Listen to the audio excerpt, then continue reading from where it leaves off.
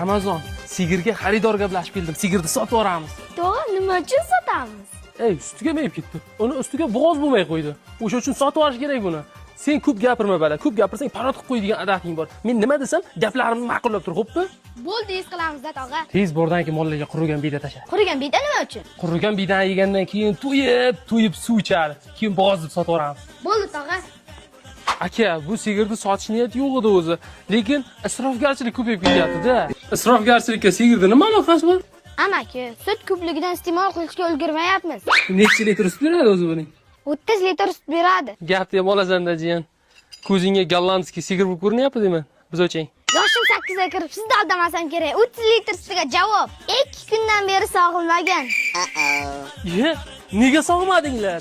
Emchaklari tarang bo'lib, xaridorni ko'ziga zo'r ko'rinadi dedik.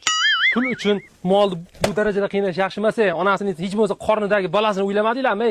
Qanaqa bola? Bo'g'oz ko'rinishi uchun 4 satil suv ichirdim.